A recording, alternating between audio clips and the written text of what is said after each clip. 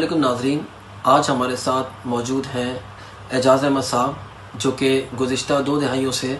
Japan کی ایک مشہور و معروف ادارہ جو کہ دین کی تبلیغ یا اسلام کی تبلیغ میں مصروف ہے، اس کے ساتھ وابستہ ہیں۔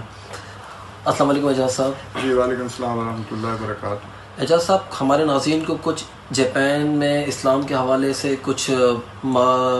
معلومات فراہم کریں جو کہ پتہ چلے کہ جاپان میں اسلام کا آغاز کیسا ہوا اور آج کیا حالات ہیں آپ لوگوں کی کاوشوں کے بارے میں۔ جزاک اللہ آصف بھائی، آپ کا بہت شکریہ کہ آپ نے بڑا اچھا ایک کامن سوال مجھ سے پوچھا ہے جاپان میں اسلام کے حوالے سے۔ تو آج سے 20 سال پہلے جب ہم یہاں جاپان میں آئے تو یہاں بڑی مشکل سے ایک ہال لے کے کرائے پہ ہم نماز ادا کرتے، تو اتنی اویئرنیس نہیں تھی یہاں پر لوگوں کو۔ تو آج الحمدللہ ہم نے اس سلسلے میں آپ دیکھیں کہ یہاں جاپان میں تقریباً 80 کے قریب جو ہے مساجد اور مصلی جات ہیں، اور یہ تمام یہاں پر جتنی بھی مسلم کمیونٹیز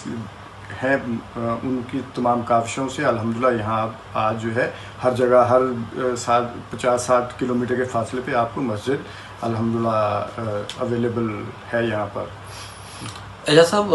کچھ جاپان میں مساجد کی تعداد کے بارے میں ناظرین کو بتائیں کہ کتنی تعداد ہیں، اور اسلامک اسکولز وغیرہ کے بارے میں کچھ آگاہ کریں کہ کچھ آپ کی کوششیں کیا رہیں، 20 سال پہلے کیا حالات تھے اور ابھی کیا موجودہ حالات کیا ہیں۔ جی، جیسے میں پہلے عرض کر چکا ہوں کہ 20 سال پہلے تو اتنی اویئرنیس نہیں تھی اور بڑی مشکلات تھیں، اور آج الحمدللہ چونکہ 80 کے قریب مساجد اور مصلی جات ہیں جس میں اسلام کی اور قرآن کی تعلیمات کا آغاز باقاعدہ ہو چکا ہے۔ جو ہماری نوجوان بچے ہیں، ہاف جو جنریشن ہے ہماری جو مسلم ہے، الحمدللہ ان کے لیے ہماری کاوشیں جو ہیں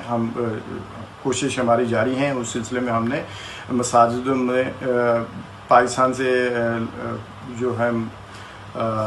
حفاظ کرام کو باقاعدہ یہاں پر لا کر کے اور وہ مساجد کو چلا رہے ہیں، اور بچوں کو ہر روز ہفتہ وار بچوں کی تعلیم و تربیت کے حوالے سے کلاسز ہو رہی ہیں۔ اور اسلامک اسکول جیسے کہ امریکہ اور یورپ میں بڑی کامن ہیں، اس کے حوالے سے جاپان میں کچھ اس سلسلے میں کچھ کام ہو رہا ہے؟ جی، اس سلسلے میں بھی الحمدللہ ہم پہلے تو نہیں تھا، اب الحمدللہ یہاں اسکول کی تعداد بھی پہلے سے نہ ہونے کے برابر تھی، لیکن الحمدللہ یہاں اب اسکول بھی کچھ بن چکے ہیں، اور کوشش بھی اور بھی نئے اسکول بنانے کی کوشش کی جا رہی ہے، تاکہ ہماری جو نوجوان نسل ہے، جو بچے ہیں ہمارا فیوچر ہے، ان کے حوالے سے ہمارا الحمدللہ یہاں پر بڑی تیزی سے اب کام ہو رہا ہے۔ اچھا اعجاز صاحب، ایک اور سوال ہے کہ جیسے کہ اگلے سال جو ہے وہ ٹوکیو اولمپکس ہونے والے ہیں، اور اس میں باہر سے وزٹرز بھی آئیں گے جس میں مسلمان بھی ہوں گے، تو ایک عام تاثر یہ پایا جاتا ہے کہ جاپان میں حلال کے حوالے سے جو ہے ملنا جو ہے وہ تھوڑا سا ایک مشکل مرحلہ ہوتا ہے، تو اس کے بارے میں کچھ حلال سرٹیفیکیشن یا کچھ ایسے ادارے ہوں، یا کیا حکومت کی اس سلسلے میں کچھ کوششیں؟ جی بہت شکریہ آصف بھائی۔ اس سلسلے میں بھی الحمدللہ جیسے کہ 2020 میں یہاں اولمپک ہو رہا ہے جاپان میں، تو اس سلسلے میں بھی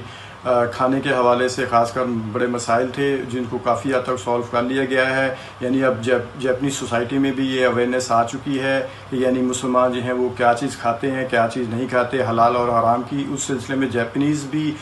کافی ریسٹورنٹس ایسے بن چکے ہیں جن میں حلال چیزیں کھانے کو دستیاب ہیں، اور اس کی سرٹیفکیشن بھی ایک ادارہ یہاں پر موجود ہے جو اتھورائزڈ ہے، وہ اتھورائز ہے کہ نان مسلمس کو مطلب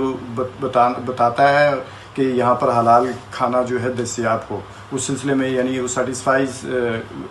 یہاں پر ریسٹورنٹس ہیں جو حلال کھانا جو پرووائڈ کرتے ہیں۔ شکریہ اعجاز صاحب، بہت بہت آپ کا۔ ناظرین، یہ اعجاز صاحب سے ایک چھوٹی سی ملاقات تھی